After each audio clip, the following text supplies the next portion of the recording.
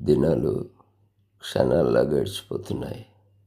సంవత్సరాలు అదే రీతిగా పరిగెడతా ఉంది. కళ్ళు మూసి తెరిచే లోపున సంవత్సరం వెళ్ళిపోతుంది. వెళ్ళిపోయాక అందరూ మాట ఏంటంటే అప్పుడే ఎంత తొందరగా అయిపోయింది అని అంటుంటారు.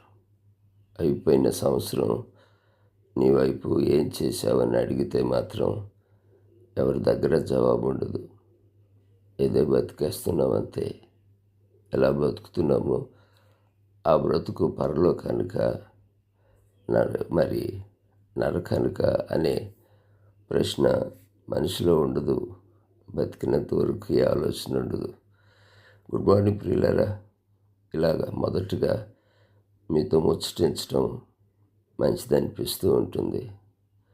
లోకం గురించి, లోకంలో ఉన్న వాటి గురించి మనం ఆలోచించక అతీతుడైన ప్రభు యొక్క సన్నిధి ఎప్పుడూ మనకి కప్పి ఉంచినప్పుడు దాని గురించి ఆలోచించాలి. ఇది ఏమైనా ఆగస్టు నెల కూడా వెళ్ళిపోవటానికి సిద్ధపడుతూ ఉంది. మనమేం సిద్ధపడ్డాం, దేని గురించి సిద్ధపడుతున్నాం అనేది ఆగస్టు నెల ప్రశ్నిస్తుందేమో. జాగ్రత్త.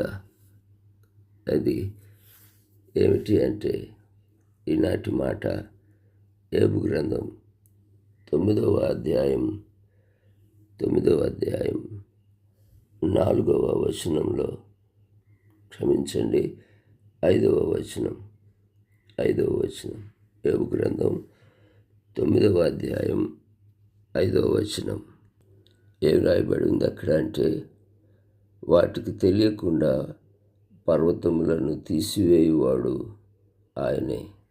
వాటికి తెలియకుండా పర్వతములను తీసివేయువాడు ఆయనే అంటూ ఓ అద్భుతమైన మాట యోబు అంటున్నాడు. పిల్లరా, ఎంత బాగుందో ఆ మాటను మనము ఒక్కసారి దాని లోపల తెలిస్తే.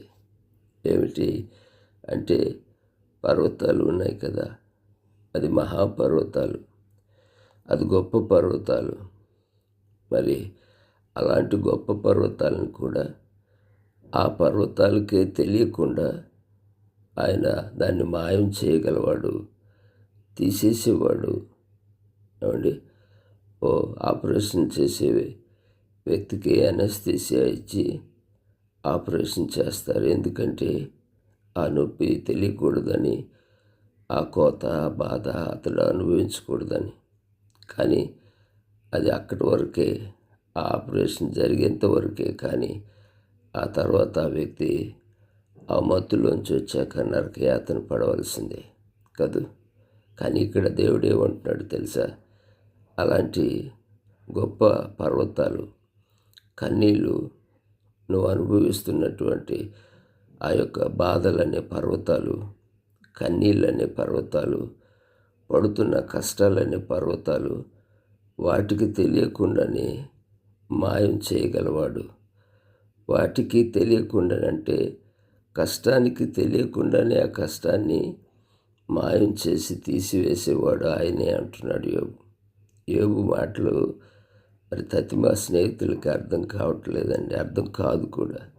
ఎందుకంటే యోబు స్నేహం వేరు, యోబు యొక్క స్నేహితుడు వేరు. అవును, ఈ రోజుల్లో స్నేహితుల మాటనే పట్టుకొని తల్లిదండ్రులను, సంఘాన్ని, ఏమండి తల్లిదండ్రులతో పాటు వెళ్ళి ఆ యొక్క మందిరపు భాగ్యాన్ని కూడా పోగొట్టుకుంటున్నటువంటి పిల్లలు ఎంతోమంది ఉన్నారు. కొంతమంది తల్లిదండ్రులు అయితే ఆదివారం కూడా ఏమంటే పనికెళ్ళు సంపాదనని పంపించేటువంటి తల్లిదండ్రులు ఉన్నారు. కానీ ఈరోజు యోబు స్నేహితులకు యోబు మాటలు అర్థం కావట్లేదు, అర్థం కాదు కూడా. ఎందుకంటే యోబు పెరుగుతున్న విధానం వేరు, స్నేహితుల తాలూకా స్టేటస్ వేరు. ఏది ఏమైనా ప్రియులరా, వాటికి తెలియకుండా పర్వతములను తీసివేయువాడు ఆయనే. అంటే ఆత్మీయ అర్థంలో ప్రియ దేవుని వాక్యం వింటున్న బిడ్డలారా, నీ కష్టాలు, నువ్వు పడుతున్న ఇబ్బందులు, లేదా నీ మానసిక క్షోభ, లేదా నీ దుఃఖములు అన్నీ కూడా వాటికి తెలియకుండానే తీసివేయవాడు. వాటికి అనస్థీషియాయుడు. ఆ పర్వతం తీసేయడానికి ఏ మత్తు మందు ఇవ్వడు, కానీ ఏది ఇవ్వకుండానే అసలు అది నీలో లేకుండా, నీకు తెలియకుండా, వాటికి తెలియకుండా ఆయన తీసివేసేవాడు అని అద్భుతమైన వాగ్దానం మనకు తెలుసు కదా. జకర్యా గ్రంథంలో, ఓ గొప్ప పర్వతమా, జెరుబ్బాబెలును అడ్డగించుటకు నువ్వెంతటి దానవు అని ఆ పర్వతము ఆ పర్వతానికి తెలియకుండానే జెరుబ్బాబెలును అడ్డగించిన పర్వతం ఏమైందో తెలుసా? చదును భూమిగా మారిపోయింది. అంటే ఆ గొప్ప పర్వతము తనకు తెలియకుండానే అయిపోయింది. దేవుని బిడ్డలారా, మన దేవుడు అంత గొప్పవాడండి. ఆ కష్టాలకి తెలియకుండా ఆ కష్టాలను తీసివేసేవాడు ఆయన. అంత గొప్ప దేవుడు నీకుంటుండగా ప్రతిరోజు ఎందుకు దిగులుగా, ఎందుకు ఏదో పోగొట్టుకున్నటువంటి విధంగా ఉంటావు? నీ దేవుడు గొప్పవాడు. మరోసారి ఆ వాగ్దానం చదువు, ప్రార్థన చేయి. వాటికి తెలియకుండా పర్వతములను తీసివేయవాడు ఆయనే అని అంటూ, మరి నా కష్టాలు తీయటం లేదు, నా బాధలు తీయట్లేదు, అంత గొప్ప దేవుడు నన్ను వదిలేశాడని యోబు వాపోతున్నాడు. ఆ భక్తిలో ఉన్న, ఆ శక్తిలో ఉన్న ఆయన కష్టాలు పడుతూ ఆ దేవుణ్ణి నోటి మాట వలన కూడా ఏ తప్పు చేయకుండా దేవుణ్ణి హత్తుకున్న యోబు వలె మనం కూడా మన దేవుడు పర్వతాలకు తెలియకుండానే, ఆ పర్వతము అంత గర్వించిన పర్వతం, అంత అడ్డుపడిన పర్వతం, నిన్ను ఏడిపిస్తున్న పర్వతము తనకు తెలియకుండానే, అంటే ఆ పర్వతానికే తెలియకుండా మాయం తీసివేయగలిగిన వాడు ఈ వాక్యం వింటున్న నీ జీవితంలో కూడా అంత గొప్ప కార్యం చేయనుగాక. ఆమేన్. కృపగల తండ్రి, పరిశుద్ధుల వందనాలు నాయనా. నీ మాటలు మాధుర్యత అర్థం కాదు. మా రుచులు వేరై నీ రుచిని కోల్పోయిన నాలుకలు మాది. మా నాలుకలు మేము నమ్ముకోకుండా అయ్యా నీపై ఆనుకొని, నీ మాటలను నమ్ముకొని ముందుకు సాగే కృప ప్రతి విశ్వాసకి దయచేయి ప్రభువా.